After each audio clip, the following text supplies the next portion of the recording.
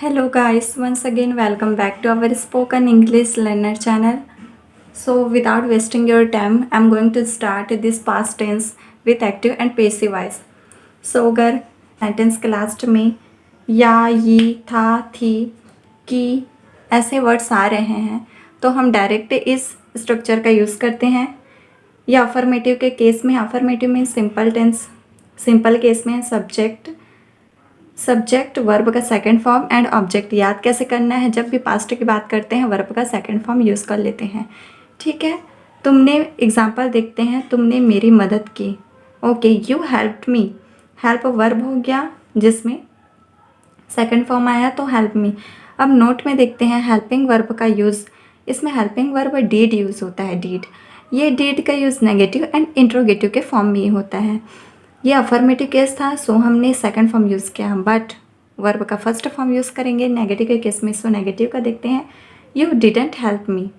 यहाँ पे देखिए वर्ब का फर्स्ट फॉर्म यूज़ किए हैं एंड सेकंड में did you help me. Again in case of interrogative verb का फर्स्ट फॉर्म इज यूज किया। ठीक है, अब इसका हम पैसिव देखेंगे। जैसा कि हम जानते हैं एक्टिव एंड पैसिव क्या होता है। एक्टिव का यूज़ हम सडनली किसी चीज़ को डायरेक्ट पॉइंट टू पॉइंट करने के लिए करते हैं। मीन्स जब हमें किसी डायरेक्ट बात करना होता है या स्ट्रॉन्ग फॉर्म में बात करना है तो हम एक्टिव का यूज़ करते हैं। But in case of passive काम वही चीज़ होता रहता है, बट हम उसको उसके द्वारा ना हो करके उसे ज़बरदस्ती करवाया जा रहा है। या फिर इन case of very patience manner, means patience manner में इट मीन्स अगर हम किसी का नाम नहीं ले रहे हैं बट ये चोरी हुआ है, एग्जाम्पल बता रहे हैं, हम जान रहे हैं कि वो किया है बट हम उसका नाम नहीं ले रहे हैं कि चोरी किया गया है। सो ये पैसिव में आ जाएगा। और डायरेक्ट हम बोलेंगे कि राम ही चोर है, राम ने ही चोरी किया है, तो वो एक्टिव में आ जाएगा। तो ये यहाँ पे इसका हम पैसिव फॉर्म देखते हैं। सो जैसा कि आप देख सकते हैं यहाँ पे पैसिव फॉर्म में क्या आ जाएगा, ऑब्जेक्ट पहले आ जाएगा, वाज वर्ब का थर्ड फॉर्म एंड ऑब्जेक्ट। अगर सेंटेंस के हिंदी सेंटेंस के लास्ट में किया गया, किए गई, उसमें या ये था एक्टिव में, अब इसमें किया गया उसके द्वारा किया गया। ठीक है, मेरी मदद की गई। ओके, लास्ट में आ गया किया, की गई, बट मेरी मदद की गई, मैंने नहीं की, मेरी की गई। So I was helped by him. किसके द्वारा की गई, उसके द्वारा की गई। सो हिम, राम के द्वारा की गई। सो बाय राम। ठीक है, ये प्रीपोजिशन के बाद ही उस सब्जेक्ट का यूज़ करेंगे। इन केस ऑफ नेगेटिव कुछ नहीं लगाना है, हेल्पिंग वर्ब के बाद में जस्ट क्या लगा देंगे, नॉट का। सो तो ये क्या बन जाएगा, नेगेटिव बन जाएगा।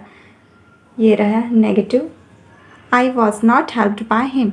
एंड ये रहा इंट्रोगेटिव, क्या करेंगे, बस हेल्पिंग वर्ब को फर्स्ट में एंड ऑब्जेक्ट को सेकेंड में, was I helped by him. Okay, next. Now we jump on the past continuous tense. In case of past continuous tense sentence के लास्ट में आता है रहा था, रही थी, रहे थे। मीन्स कोई भी चीज़ कंटिन्यू फॉर्म में हो रहा था। इस टॉपिक के नेम से स्पष्ट है कि ये कंटिन्यू फॉर्म में चल रहा था वो। ठीक है, सो रहा था, रही थी, कर रहे थे, जा रहे थे, कुछ भी कर रहे थे। देखते हैं सेंटेंस। सब्जेक्ट वाज वर, रहा था रही थी हो रहा है, डायरेक्ट वाज वर लगा दिया और उसके साथ आईएनजी फॉर्म ऑब्जेक्ट। रीना नाच रही थी, so Reena was dancing on the stage. अगर हम इसका नेगेटिव फॉर्म बनाएंगे, सो रीना वहाँ पर डांस नहीं कर रही थी। So Reena was not dancing on the stage. अगर हम इसका इंट्रोगेटिव बनाएंगे तो हेल्पिंग वर्ब को पहले ले लेंगे, वाज रीना डांसिंग। देखिए यहाँ पे वॉज को पहले लिख लिए हैं और इसको सेकंड में लिख लिए हैं इसमें, है ना, डांसिंग ऑन द स्टेज। ये हो गया। इसका WH फॉर्म भी आता है जिसको हम बाद में बताएंगे, उसका एक स्पेशल वीडियो लेके। इसका हिंदी में क्या होता है ये देखते हैं। मैक्सिमम लोग को यहाँ पे कन्फ्यूज़न होता है कि क्या इसी का हिंदी फॉर्म है ये, क्या रीना नाच रही थी, क्या रीना नाच रही थी। क्या अब आ गया वो फर्स्ट में आ रहा है, कहाँ पर आ रहा है, फर्स्ट में, सेंटेंस के फर्स्ट में। मीन्स हमें नहीं पता है कि हाँ वो रीना ही थी। सो हम पूछ रहे हैं क्या रीना नाच रही थी। सो सामने वाला सामने वाला बोलेगा yes Reena was dancing on the stage, अगर नहीं तो Reena was not dancing on the stage, ऐसे बोलेगा। बट WH की केस में दूसरा होता है, मीन्स अगर ये जो क्या वाला वर्ड है वो बीच में आ जाता है, मीन्स रीना क्या नाच रही थी, तो इस केस में हम WH वर्ड का यूज़ करते हैं। और WH वर्ड मीन्स होता है वैन, होम, वाई, मीन्स जब भी हम कुछ क्वेश्चन पूछते हैं तो WH का वर्ड यूज़ करते हैं। इसका भी हम नहीं बता रहे हैं, नेक्स्ट में जम करते हैं, उसको नेक्स्ट वीडियो में बताएंगे। अब इसका पैसिव फॉर्म देखते हैं, पास्ट कंटिन्यूअस टेंस का। ओके, रीना नाच रही थी, उसमें रीना ही नाच रही थी, बट अब रीना को नचाया जा रहा था। जैसे ही शादी में बहुत सारे लोग डांस करते रहते हैं, बट कोई स्पेशल इंसान रहता है जिसे नचाया जाता है, खुद वो नहीं नाचता है, उसको जैसे पकड़ के लाया जा सकता है या फिर ज़बरदस्ती उसको जब लाया जाता है तो उसको नचाया जा रहा है बोलते हैं। मीन्स रीना अपने मन से नहीं नाचती रहती है, उसे फोर्स किया जाता है। सो रीना को नचाया जा रहा था। Okay, Reena was helping verb being, यहाँ पे बीइंग का वर्ड यूज़ करेंगे and nothing more. Passive voice में याद रखना, कंटिन्यूअस टेंस जब भी याद आए, चाहे वो प्रेजेंट हो, पास्ट हो, फ्यूचर हो, बीइंग का यूज़ किया जाता है वर्ब के पहले। So being danced. नेक्स्ट देखते हैं, मुझे कल डांटा जा रहा था। Yesterday I was being scolded by him. ठीक है, मुझे डांटा जा रहा था, मैं नहीं डांट रहा था किसी को, मुझे डांटा जा रहा था। So I was being scolded by him yesterday.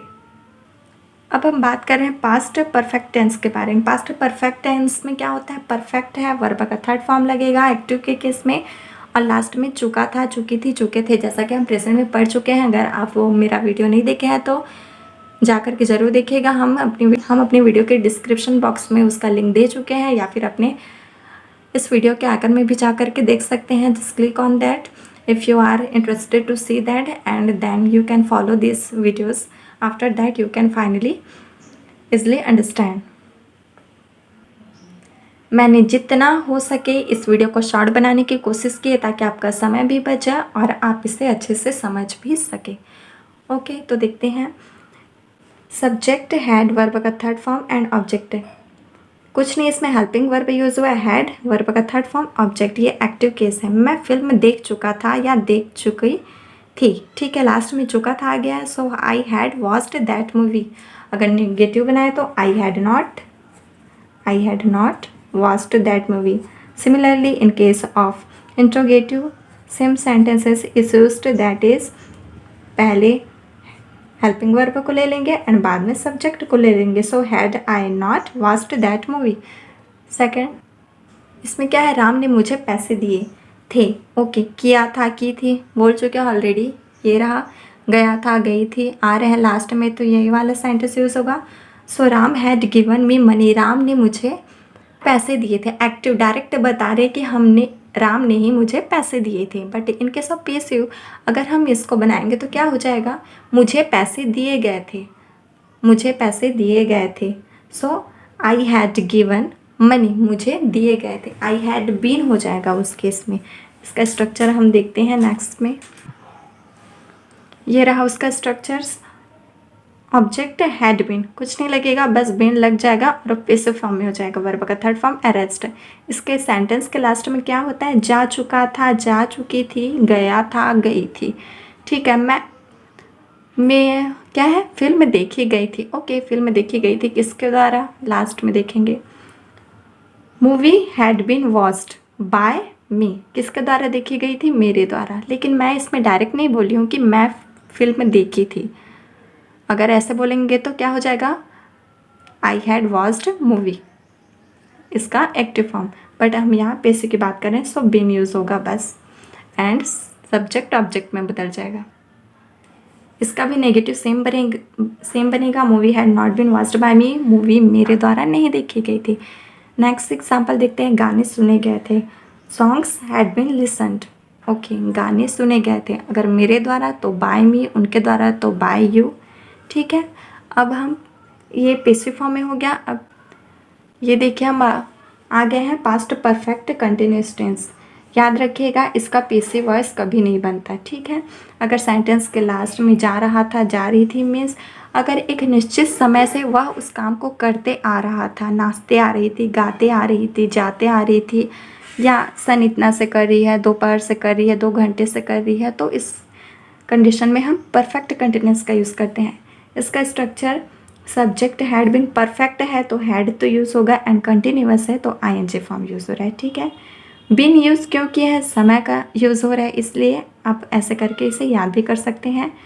For and since के यूज़ के बाद ही टाइम होगा। अब फॉर का यूज़ कहाँ होगा, सिंस का यूज़ कहाँ होगा, इसे हम ऑलरेडी बता चुके हैं प्रेजेंट टेंस में।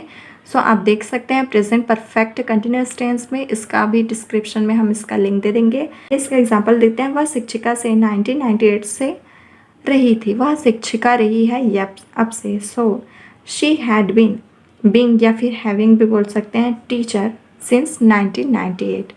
सेकेंड, वे नाचते रहे थे, दे हैड बीन डांसिंग। ठीक है, यहाँ तक देख लिए हम, नाचते रहे थे। अब बोल रहे होंगे कि यहाँ तो समय का, अगर हम इसको ना लें, इसको जस्ट छुपा दिए हैं तो ये सेंटेंस भी करेक्ट होगा। अब बोलेंगे कई लोग कि इसमें तो टाइम का वो मेंशन नहीं किया, फिर हम हैड बीन का यूज़ क्यों कर रहे हैं, इसे तो डायरेक्ट कंटिन्यूस में कर सकते थे। वे नाच रहे थे, ओके ये सही है कि वे नाच रहे थे को हम दे वर डांसिंग कह सकते थे, बट यहाँ पे वे नाचते रहे हैं, यहाँ पे नाचते रहे हैं का यूज़ हुआ है, नाचते रहे हैं। सो हमने यहाँ पर क्या यूज़ किया है, दे हैड बीन डांसिंग।